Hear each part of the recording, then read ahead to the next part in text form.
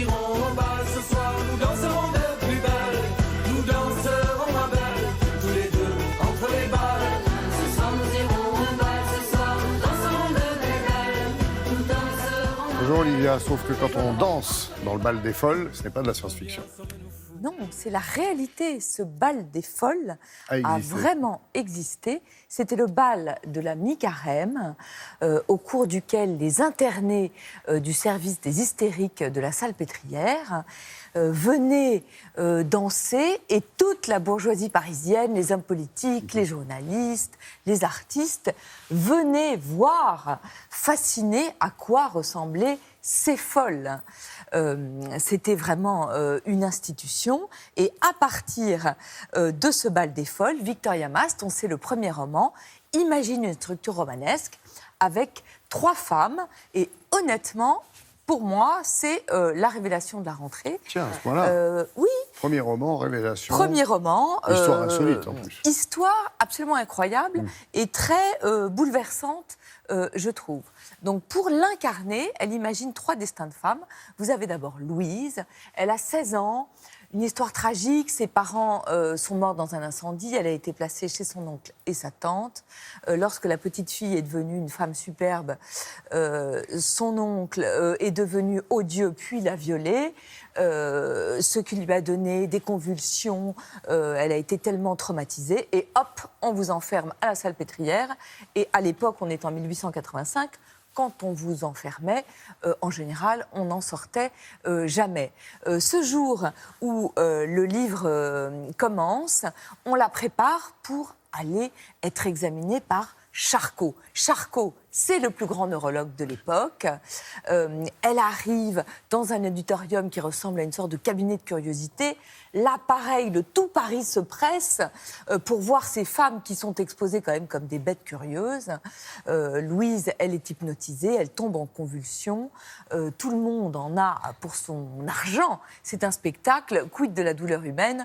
Tout le monde s'en fiche. Oui. Ce que j'aime d'ailleurs dans l'écriture de Victoria Mast, et de la dignité, bien sûr, c'est qu'elle ne porte aucun jugement. Le jugement, il est dans la manière qu'elle a de décrire les faits. Et ça, je trouve que c'est vraiment très subtil. Louise, elle a un secret, elle est amoureuse d'un interne, et elle espère bien qu'elle va pouvoir, du coup, sortir de la Salpêtrière avec lui. Deuxième personnage, Geneviève. Geneviève, elle est infirmière. Elle soigne ces jeunes filles. Elle rentre chez elle, elle raconte sa journée dans une lettre à sa sœur. Elle aussi, elle a un secret, je ne vous le dis pas. Et la troisième personnage, elle s'appelle Eugénie. Alors, là, changement de décor, on quitte vraiment la Salpêtrière pour arriver dans le salon bourgeois du boulevard Haussmann. Une famille très bourgeoise. La fille s'appelle Eugénie. Elle raconte à son père, elle dit « Ah tiens, il paraît qu'Hugo est en train de mourir ».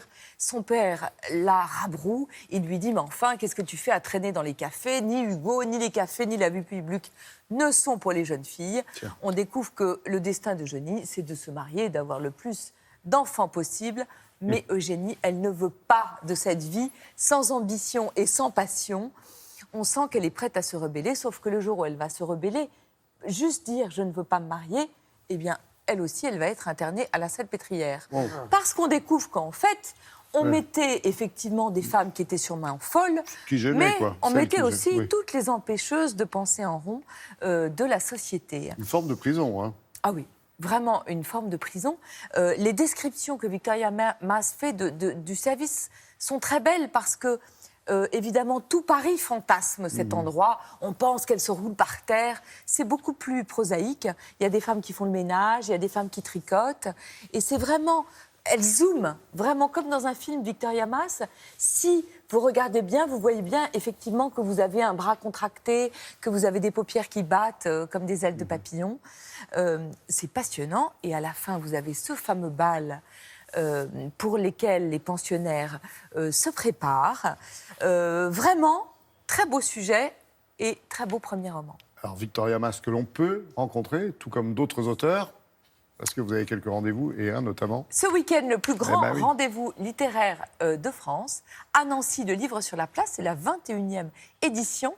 La première qui est dirigée par une nouvelle présidente, Marie-Madeleine Rigopoulos, qui a préparé une édition aux petits oignons, qui est présidée par Laurent Godet, que vous pourrez rencontrer vendredi à 18h à l'Opéra de Nancy, qui est clos le dimanche soir par C'est ça. Fanny Ardant, qui va faire une lecture de Marguerite Duras, d'un spectacle qui sera joué à Paris cet automne, Une passion suspendue de Marguerite Duras. Et entre les deux, il y a 500 auteurs, donc Victoria Mas, qui reçoit le prix du premier roman Stanislas, Santiago Amigorena, qui reçoit le prix des libraires de Nancy, et aussi Delphine de Vigan, David Fuenquinos, le banc, l'arrière-banc, l'arrière-arrière-banc, et aussi moi. Ah, Stanislas, la place des héros, en fait, hein.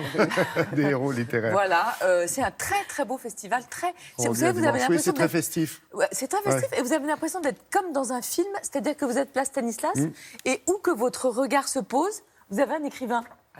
C'est dément.